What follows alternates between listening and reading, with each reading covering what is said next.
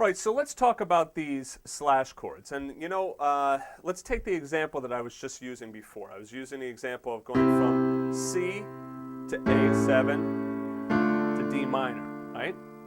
Now, what I can do here is, let's forget about A7 for a second, and let's just play just a plain old A triad, right? It's a little bit, it's kind of has that same dominant motion kind of feel, but it doesn't have the dominant seventh in it, all right? So it's a little bit softer of a motion. So I have C, A to D minor, right? That's a nice, that's a nice motion. But this moving down to the A and then moving up to the D, that bass motion is a little bit like having to move around by these fourths and fifths, and it would be nice to get a nice smoother bass motion, right? Let me explain or define for you quickly what bass motion is. Bass motion is the motion of the notes in the bass, right? So if I'm going from C to A to D, that's my bass motion, right? If I did, my bass motion is moving down in steps, whereas like this is going down a third and then up a fourth, okay? That's the motion of the bass. Now, bass players are usually very cognizant of what it is that they're playing, and they're always looking for ways in which they can get a nice, smooth walking line. The reason for that is that bass players realize that they are another voice in the whole chordal mix. Sometimes as piano players we forget this because we have 10 fingers, if we're lucky, we got 10 fingers that we can move around and play all these different notes, okay? But really, chords are all based upon that four voice, SATB, soprano, alto, tenor, bass, all right? Chord structure, right? So you're always thinking the melody is on top, the bass is at the bottom, and then you fill in with some of these inner voices, okay?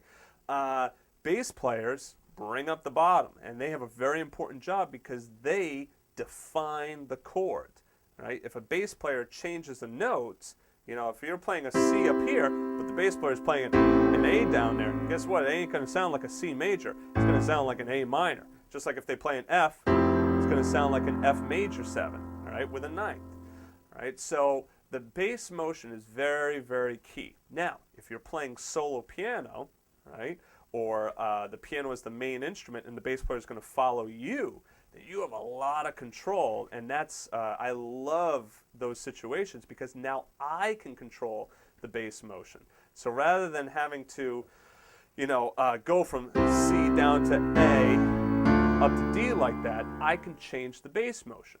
All right, so now what do I change the bass motion to, right? When I go to that A chord, you see that I have 3 notes in it. Now typically, when you're playing, you're usually going to play the root of the chord in the bass, right? But yet, guess what? Good bass players don't always play the roots. They will pick other notes of the chord to play in that bass instead. And that gives you a alternate bass sound, right? And it also gives you a slash chord. Now a slash chord you see written as something like A/E. And A/E means you play an A chord with the right hand. This is if you're playing it on piano. You play an A chord with the right hand, you play an E in the left hand, right? Whereas, D/F sharp would be something like that. Right? Now, when we say the slash, we don't actually use the word slash. Instead, what we do is we say A over E, all right? So, that. Now, this gets confusing because sometimes people really do mean A over. If you see a line like that, A over E, then that means play an A chord in the right hand and an E chord in the left hand. I'll do it like this. All right? I hope they don't mean that one, but that's just an example. All right? So if you see a horizontal line like that with A and then, I don't know, like maybe D in the left hand, that means really play an A chord in the right hand and a D chord in the left hand.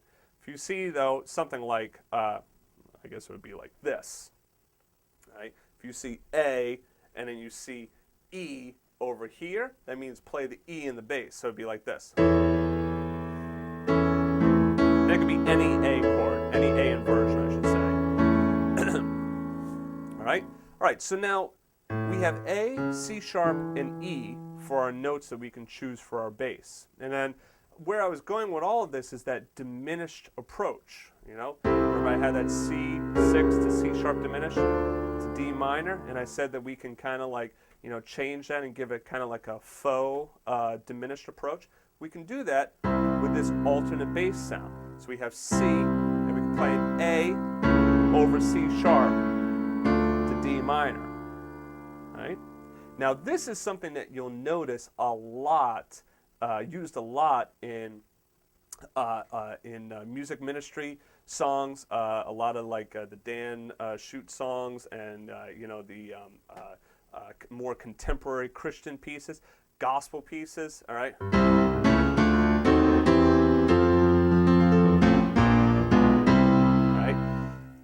Excuse me.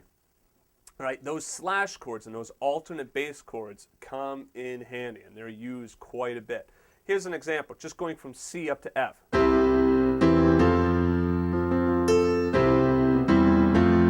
here I'm playing a C, and then I play a C over E to F.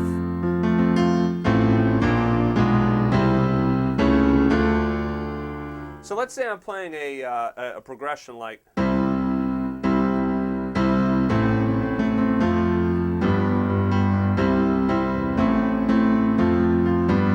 very simple, 1, 6, 4, 5, but now I can do like 1, 6, 4, 5. See what let's analyze what I did here. I did 1, 6, so it's C to A minor, then F, the 4 chord. But then when I went to the 5, I'm thinking that dominant motion, so I got to think, what's the 5 chord of G? Well, it's D, so let me play a D triad. And then a nice smooth motion getting from that F to G is just moving up by a half step. So I get my F and I get my D over F sharp. Right? I get that D with the F sharp in the bass. And then I can go to the G. Now, check this out. Let's say that I want to do dominant motion before each chord. So I have C to A minor to F to G. Right? So I have C, let's not do dominant motion before that for right now. Okay, we'll do it at the end. Right? So we have C, and we're going to get to A, so we're going to do, we got to figure out dominant motion, so that'd be E. Right? So remember though, I'm not going to play a full dominant chord, I'm just going to do the triad because I want to soften it a little bit. So I'm going to go C to E, but now remember, I don't want to play the root down here, I want a little bit smoother of a resolution. So what I'm going to do is, well, what can I choose to get a nice resolution to get down to this A? Well, look at that. I get that B. Isn't that cool? Now I want to get over to the F, right? Well, what's the dominant chord before the F? It was C, right? So what I can do here is I could play C with E in the bass to move up to the F, or I could do what? G. So I'd have C, E over B, A, C over G, F.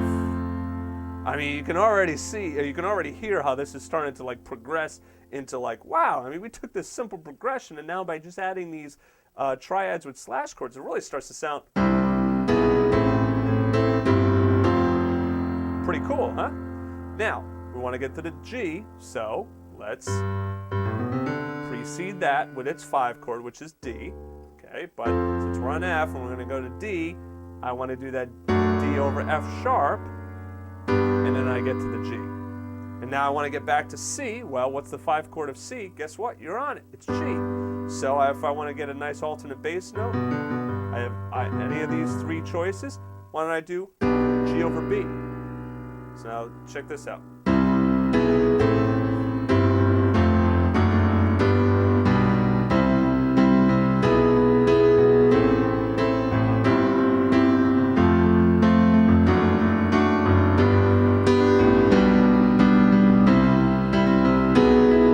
So now imagine that the chords progression was just 1, 2, 3, 4, 1, 2, 3, 4, 1, 2, 3, 4, 1, 2. Let me do it again and tell you what it is.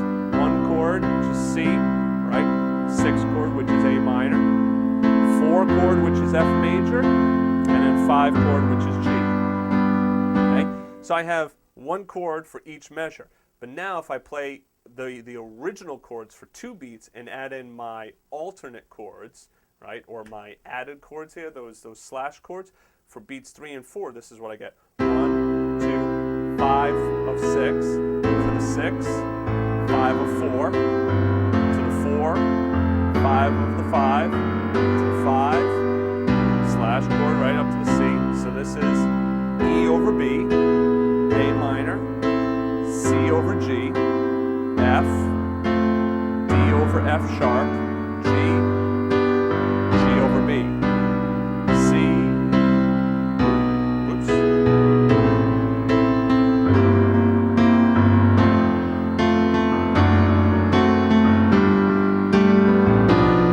So now what I can do is I can also add in the dominant sound.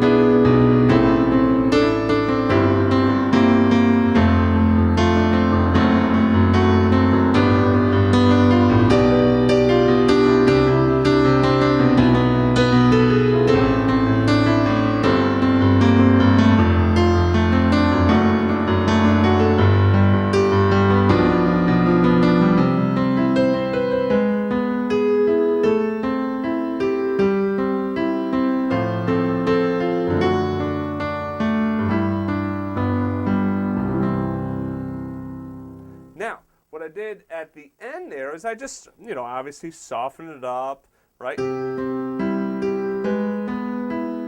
how this time I went to the G sharp rather than going C down to the E over B to the A.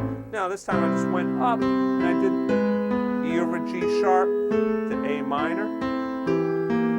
Now I can do my C7, right? That's the C7 going to the F, right? But this time, instead of going to the G, remember I can choose any of those 3 notes because it's part of that C. Instead, this time I went to the E because I went underneath and then I went up to the F.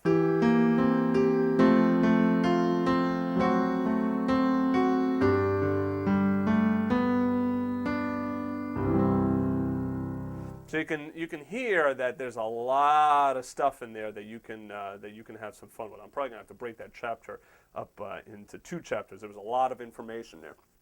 All right. So anyway, when we come back, I'll talk with you about adding the 9th. Just want to have a quick. I think you're all set with the alternate bass notes. I'm going to talk about the arpeggios next. All right. So stay tuned.